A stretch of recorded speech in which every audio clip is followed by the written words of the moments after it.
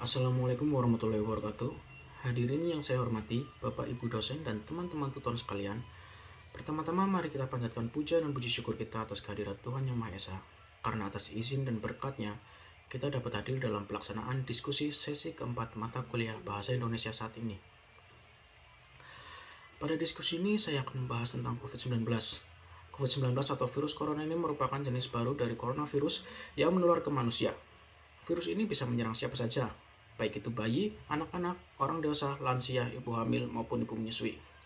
Infeksi COVID-19 pertama kali ditemukan di kota Wuhan, Cina, akhir Desember 2019.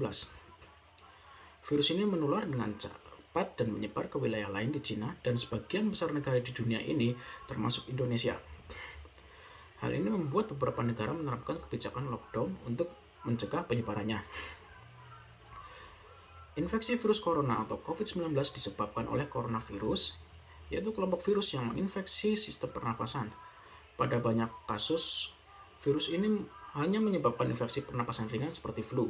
Namun, virus ini juga bisa menyebabkan infeksi pernapasan berat seperti infeksi paru-paru atau pneumonia, Middle East Respiratory Syndrome atau MERS, Severe Acute Respiratory Syndrome atau SARS, bahkan bisa menimbulkan kematian. Ada dugaan virus corona awalnya ditularkan dari hewan ke manusia, tapi kemudian diketahui bahwa virus corona juga menular dari manusia ke manusia.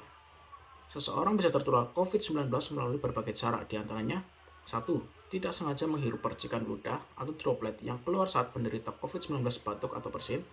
2. Memegang mulut, hidung, atau mata tanpa mencuci tangan terlebih dulu setelah menyentuh benda yang terkena cipratan ludah penderita COVID-19. Kontak jarak dekat dengan penderita COVID-19 misalnya bersentuh atau berjabat tangan. Virus COVID-19 dapat menginfeksi siapa saja. Efeknya akan lebih berbahaya bahkan fatal jika terjadi pada lanjut usia, ibu hamil, orang yang memiliki penyakit tertentu, perokok, atau orang yang daya tahan tubuhnya lemah. Gejala coronavirus bervariasi, mulai dari flu biasa hingga gangguan pernafasan berat menyerupai pneumonia. Gejala corona yang umum dialami mereka yang mengalami infeksi coronavirus adalah demam tinggi serta menggigil, batuk kering, pilek, hidung berair dan bersin-bersin, nyeri tenggorokan, sesak napas. Gejala virus corona tersebut dapat bertambah parah secara cepat dan menyebabkan gagal nafas hingga kematian. Center for Disease Control and Prevention atau CDC mengatakan gejala infeksi virus corona ini dapat muncul mulai 2 hari hingga 14 hari setelah terpapar virus tersebut. Orang yang tinggal atau bepergian di daerah di mana virus COVID-19 bersirkulasi sangat mungkin berisiko terinfeksi. Mereka yang terinfeksi adalah orang-orang yang dalam 14 hari sebelum muncul gejala melakukan perjalanan dari negara yang terjangkit, atau yang kontak erat seperti anggota keluarga, rekan kerja, atau tenaga medis yang merawat pasien sebelum mereka tahu pasien tersebut terinfeksi COVID-19. Petugas kesehatan yang merawat pasien yang terinfeksi COVID-19 berisiko lebih tinggi dan harus konsisten melindungi diri mereka sendiri dengan prosedur pencegahan dan pengendalian infeksi yang tepat. Seseorang dapat terinfeksi dari penderita COVID-19 yang mana penyakit ini dapat menyebar melalui tetesan kecil atau droplet dari hidung atau mulut pada saat batuk atau bersin. Droplet tersebut kemudian jatuh pada benda di sekitarnya. Kemudian jika ada orang lain menyentuh benda yang sudah terkontaminasi dengan droplet tersebut, lalu orang itu menyentuh mata, hidung atau mulut, atau area segitiga wajah, maka orang itu dapat terinfeksi COVID-19. Atau bisa juga seseorang terinfeksi COVID-19 ketika tanpa sengaja menghirup droplet dari penderita. Inilah sebabnya mengapa kita penting untuk menjaga jarak hingga kurang lebih 1 meter dari orang yang sakit.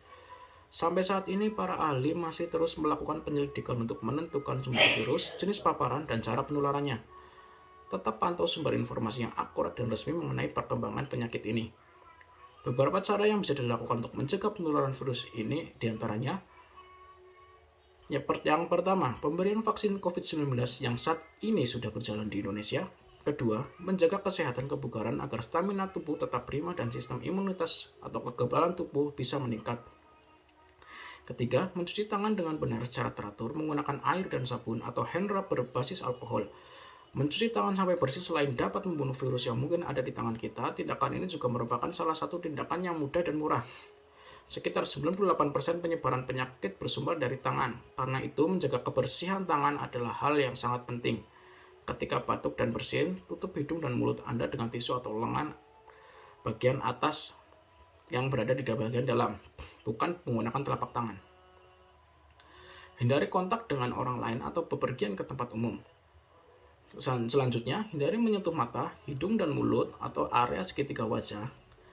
Karena tangan yang menyentuh banyak hal yang dapat terkontaminasi virus. Jika kita menyentuh mata, hidung, dan mulut dengan tangan yang terkontaminasi, maka virus dapat dengan mudah masuk ke tubuh kita. Gunakan selalu masker dengan benar, hingga menutupi mulut dan hidung ketika Anda sakit atau saat berada di tempat umum.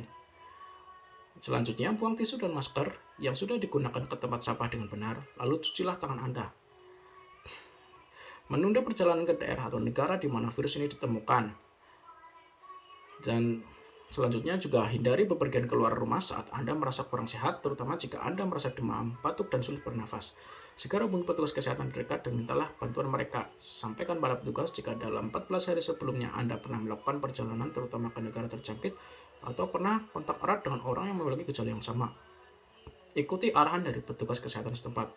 Dan yang terakhir, selalu pantau perkembangan penyakit COVID-19 dari sumber resmi yang akurat. Ikuti arahan dan informasi dari petugas kesehatan dan dinas kesehatan setempat. Informasi dari sumber yang tepat dapat membantu Anda melindungi diri Anda dari penyebaran penyakit ini. Dan sekian pemaparan dari saya tentang COVID-19. Terima kasih atas perhatiannya. Wassalamualaikum warahmatullahi wabarakatuh.